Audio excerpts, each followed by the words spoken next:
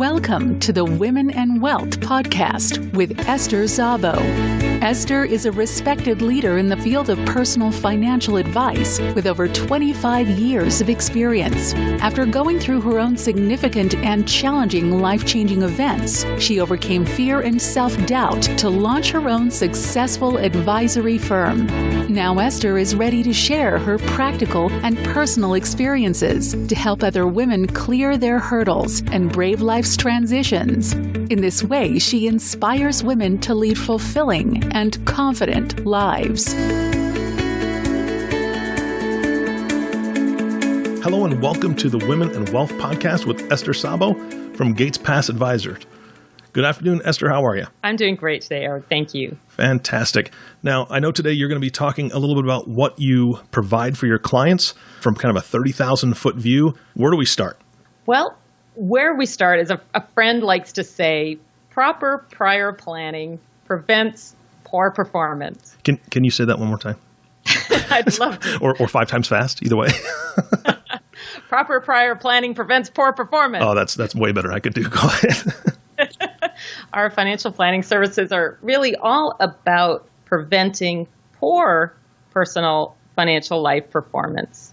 Okay. And how we do that, we frame a client's current situation first. And we do this through something that is known in the pension funding world as asset liability matching. Okay. And that, yes. So no, go ahead. I've just not heard that term before. So what is asset liability matching? I know it's one of those technical, complex sounding things that is something actually that all of us do all the time. Okay. It comes from the world of pension funding, as I said, where they're looking at, there's a pension, people are saving into a pension through payroll contributions, and the pension source knows that they're going to have to pay out for payments on a regular basis. So they're looking at how much is being put in, how much needs to go out to fund all the pension payments monthly, and just seeing if there's a gap in that. And that's really what we're doing with financial planning. For individuals, it's a little different than a pension plan. We have different types of assets. Our earned income is an asset, our salaries, our savings, our investments are on the asset side. And of course, our real estate, if we have that as well, that's part of the investments.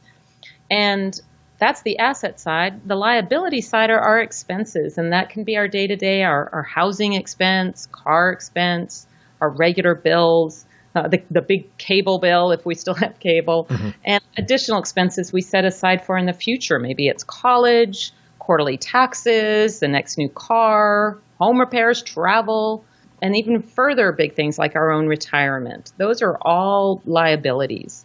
And we're looking at that together, what clients' assets are, what their liabilities are, and drawing together a financial map of where they're headed. And in addition to that, we're looking for any financial termites that are things that undermine a client's stability for the long-term financial success. And we're looking at those to eradicate them. Gotcha. And in addition, we add in something that it's very unique to an individual. That is looking at our goals. They can be financial goals, obviously retirement is a standard one, or non-financial goals, which we'll talk about in a little bit. But we use a lot of tools to really get down to this area of goals. What is it that a client really needs to accomplish and wants to accomplish in their lives? And then we put all of that together. It's kind of like a big recipe, and then we test it under different stressful test scenarios, like what if somebody is disabled for a period of time? Or what if down the road there's a long-term care need? A number of us know family members or even friends who've had to have assisted living care or something like that, which we all know is expensive. What if there's a market downturn?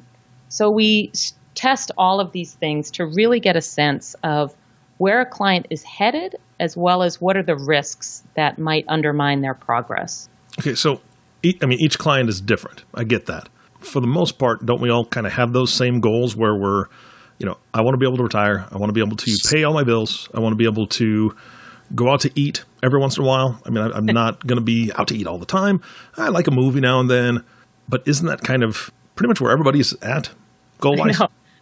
It's so true. I've come across this so often, Eric. Many people say,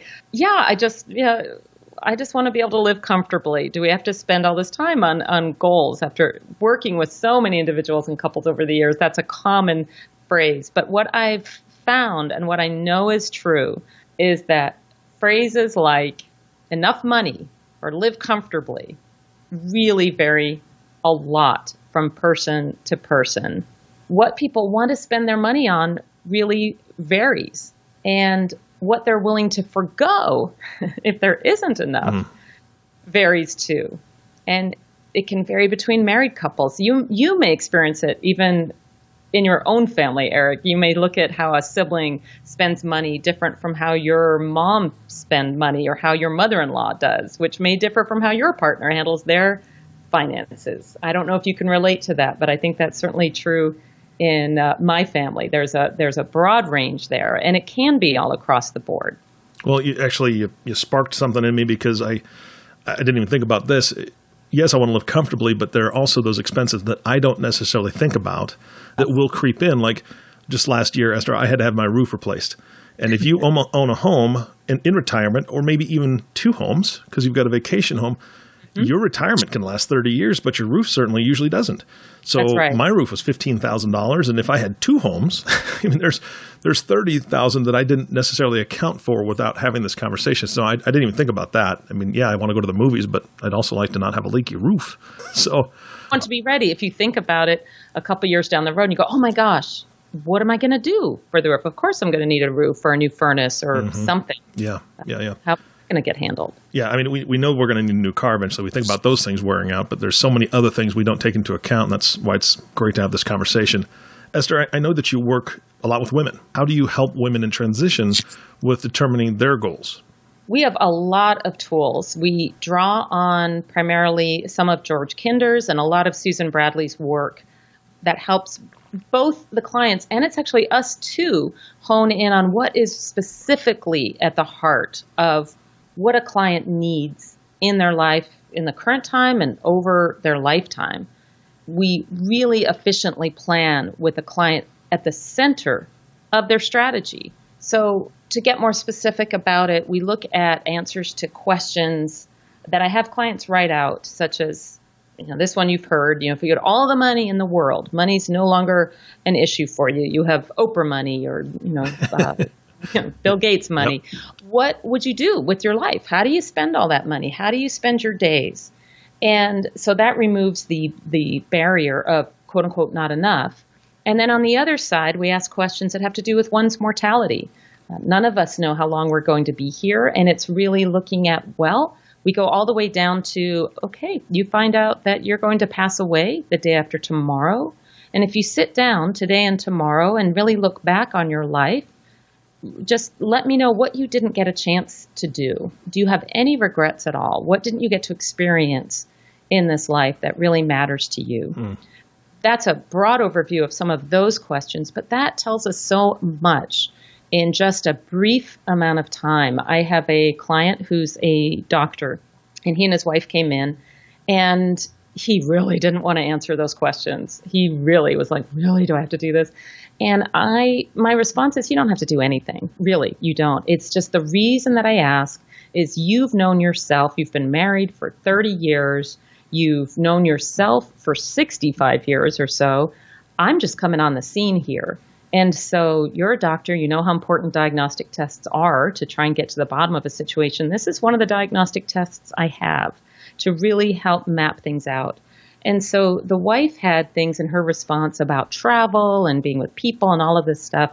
When he answered those questions, he had tears in his eyes because all he really wanted at the end of the day, what was ultimately the most important thing to him, was that she was taken care of, that she had whatever she needed to live the life that she wanted.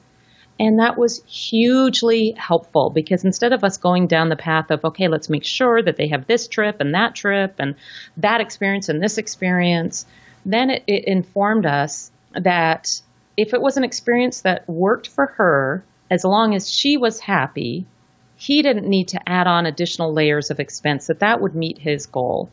And it was just extremely helpful just to get to that. It's almost that's one of those non-financial goals. It's, yes, I want to be retired, but beneath that, I want to make sure that my wife is happy. Absolutely. That's something, as you may know, as a husband yourself, you can't necessarily pay enough for that. That's right. Happy wife, happy life. I get it. I'm still working on that one. So that's something that we could really focus on. And it's not just a one and done thing. That's something that informs all of our meetings as we meet with our clients. How is she doing? How are you doing? Is it harmonious? Are you getting to enjoy the things you want to together? Great. Then we know we can keep going on that track. So those questions are just a few things. And then we also look at some other grids that we have that look at what is really important for you to experience and enjoy in your life. That is just so important. You would do it whether you had $100 million or whether you have $100. It's not financially dependent. And what things do you really have to do in your life? And the other one that I know slipped by me the first time when I did these the first time was what things would be really fun to do. And I think in our culture, we're typically motivated either by the responsibility portion, like what should we do, and more by, well, what would be really fun to do? And it's not typical that we really get to the heart of what's really important to me. When I first did these, actually, I could name those things and then things I should do, but it was really hard for me to name things that would be fun to do because I was like, well, who has time for fun? Mm-hmm. And the fun stuff really does inform what's important for us. So, for example, travel for me is really fun. That said, I'd be okay if I didn't travel again. But my husband, travel was a be-all and end-all for him. It was so important. And he used to travel for work quite a bit. And he would take these trips and he'd say, oh, I got to go to Australia or I got to go to Singapore. And it was so interesting. But the main thing was you weren't with me. And I really wished you were with me. And when I first worked through these grids, I thought, well, travel's fun. I'll do that when we retire. Whereas for David, he wanted to do it now. Mm-hmm. And we're 10 years apart in age. And I realized, well, I can't wait until I'm retired because he'll be in his 70s. And we were doing these when he was in his 40s and I was in my 30s. And I thought, that's not fair to do. So using that as an example with a planner, it's like, oh, let's move this travel up because it's so important to my partner, even if it's just fun for me. And if it's fun for me, well, that's not a bad thing. So you asked me how to help women in transition with determining goals. That was more of an example of my coupleship, but I have one of the things that comes up. Transition, we've talked a lot about that being due to a loss of a spouse, but there's also transition that comes about due to business success or even an inheritance. Mm-hmm. And this is one of the risks that when someone receives a large sum of money, it's really easy at that point to dream big because suddenly there's more money than one ever expected to have. And the risk is that the assumption is they can spend so much more money or invest in a lot more real estate than perhaps they can really afford to over time. And it's really important to look at what are the goals here with what this new influx of funds can do for you. I have a client who was a C-level employee of a Silicon Valley tech company. And as a result, her compensation include a high level of executive compensation. That's forms of stock options, et cetera. Okay. And she came to us to find out, she said, I really want to retire as soon as possible. And she and her husband were focused on what's called a 1031 exchange. And that's an IRS code section. And it allows one to reinvest a rental property, the sale of a rental property, into another rental property and defer the capital gains tax on the original one. So It's a tax strategy. Mm-hmm. And they have a rental property and they really thought, I want to retire and we want to see how we can use this 1031 exchange and how is this going to impact our retirement. And if I hadn't used these other tools, I would have just gone down the road of like, okay, let's dig into this 1031 exchange. Let's look at her retiring. But as we looked at these tools together and worked on it, the client verbalized her goal of just getting off the Silicon Valley wheel as she described it. And honestly, Aric, she may have said that the moment she walked in the door and it just didn't sink in. But as we worked together, it was really clear to me she wanted to leave her job and do it on her own terms. And she no longer wanted to be committed to this lifestyle of the grind, of the intense and stressful work culture that can really define Silicon Valley. Mm-hmm. It's, work, work, work, work, work.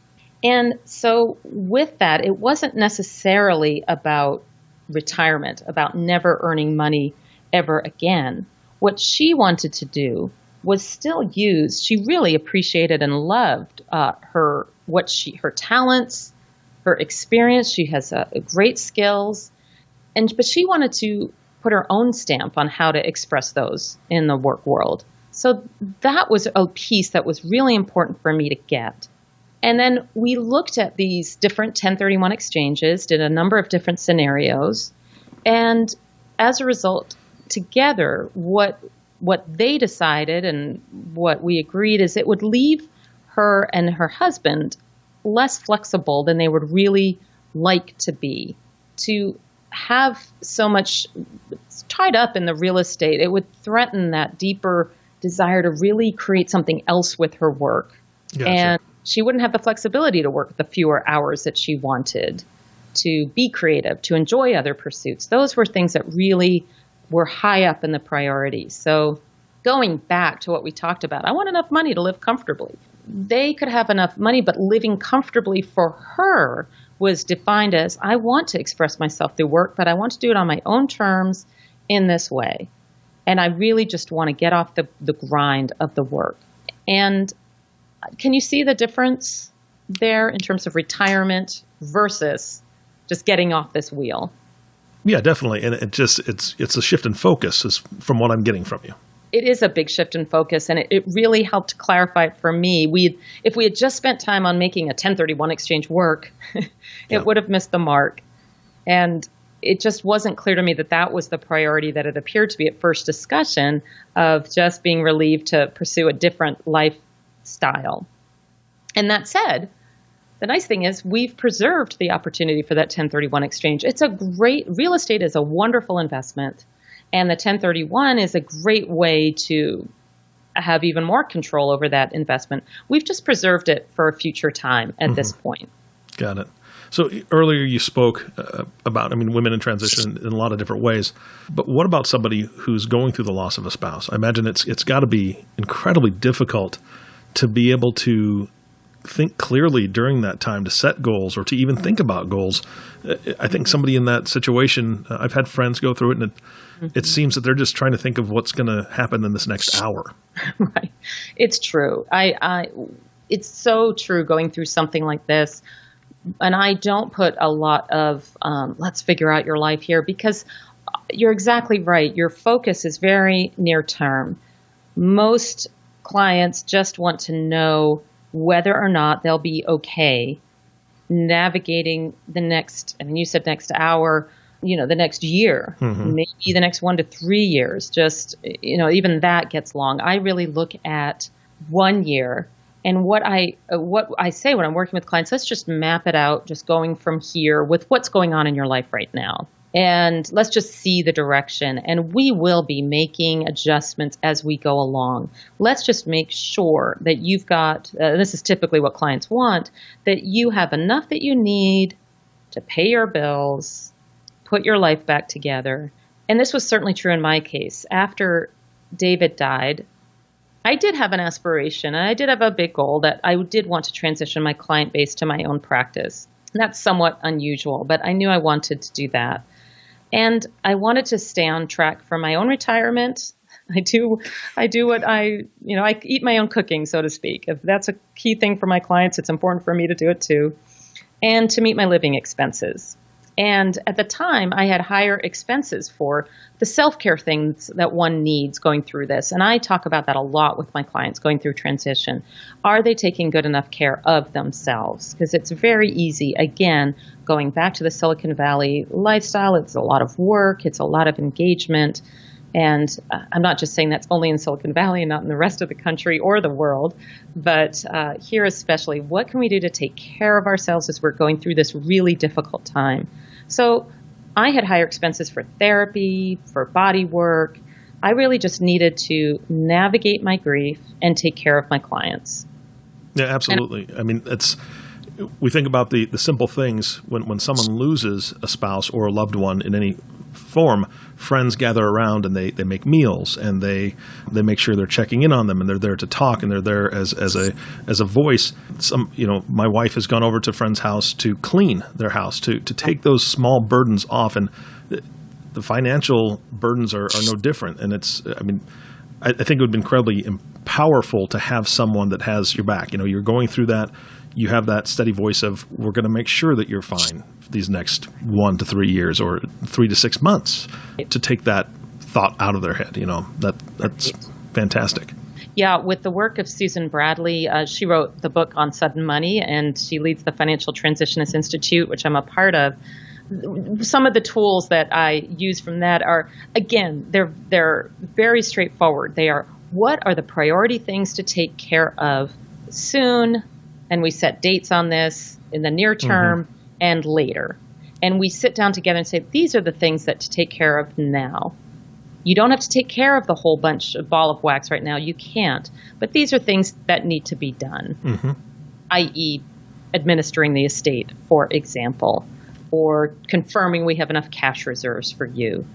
It's really narrowing it down. And then once that foundation is set, then there'll be time to work out the other. But we don't want to skip all of this in favor of these big, hairy, bigger goals, because we don't want to build a foundation on sand. We really want to make sure, I want to make sure that the client is okay, that they're navigating. And I know as I work with my own financial planner, that's what I used her for. It was so interesting to go through the process, and I still work with her, and hear her saying to me what I say to clients as well. So you're telling me you have your own financial planner? I do. You go to somebody else? I do. Okay, so I got to ask: is it like a doctor who goes to see their doctor? Is it is it one of those internal things like, are you giving me the right diagnosis? I mean, how does that work when you go see a financial planner and you are a fantastic financial planner? It's so helpful because we have all of our own financial biases, if you will, coming from the subjective places of how we grew up around money, what were the messages, what's going on in our life, what are the stresses, where we are not objective about our own situation often. And it is so helpful just to take it to somebody else. And I will say, it is very easy to put off one's own financial planning and say, yeah, I'll get to that, just like clients do. And because I feel strongly, if I'm asking a client to bring me their expenses and put all this stuff out, well, I better be ready to do it too. And it was the same reason why I started the practice. For talking about goals, it takes courage to really go for one's goals. It really does. To really say, yeah, this is what I like to do, and I'm going to do it. So when I put my post in the sand of I want to open my practice, I was like, well, these are things I encourage clients to do. I'd better be willing to do it. And as I engaged my financial planner, that was a key thing that we worked around, and going through the loss of David at the same time. And it just helped so much just to simplify what my next actions were, how it was going to look, what are the risks, and to get the support from somebody else is a key part of my team. I think it's really critical. Absolutely. So 4 years down the road for me, because it's been 4 years since David passed, my practice is successful. I've transitioned through the 4 stages of transition from Susan Bradley's work to what's called the new normal. And I'm now at a position, again, it's taken me 4 years to consider other options for my life as I prepare to meet with my planner next week, as a matter of fact. Well, that should be a great meeting then. I'm excited. I'm looking forward to it. It's been, it's really, I really empathize with the clients for when they complain about having to bring me all this data. I'm like, I know, I have to do the same thing. I know exactly what a pain in the neck it is. It's not easy. I have a lot of empathy. Yeah. But really, goals don't always need to be financial in order to make a financial strategy really hum.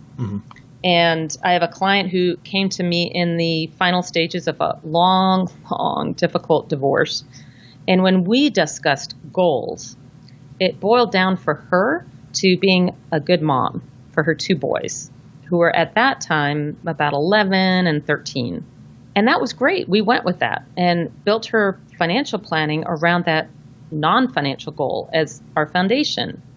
And of course, the financial underpinnings needed to be in place to make that goal successful, because she didn't want to be worried all the time about her finances. That would take her away from her ability to be present to her boys. So it included making sure her ability to stay in her home, which is in the same community as their father. So as they were trading the kids back and forth, she was close. Making sure she could stay there, a solid investment portfolio, making sure her cash flow was in place to manage the expenses, what she needed, and have the appropriate insurance in place, to her tax planning, her estate planning, all of those pieces that are part of the financial planning process. And as we went through bit by bit putting this in place, and this I find is very true across the board, our time together, our work together, our meetings were a safe place for her. She could share her concerns, her anxiety. She could be relieved of them as she really worked through this transition. And she could bring whatever questions she wanted. We would look at those, answer those in light of the strategy in place, making sure it was appropriate. Well, you can always tweak strategies, especially as, time gives more insight as well.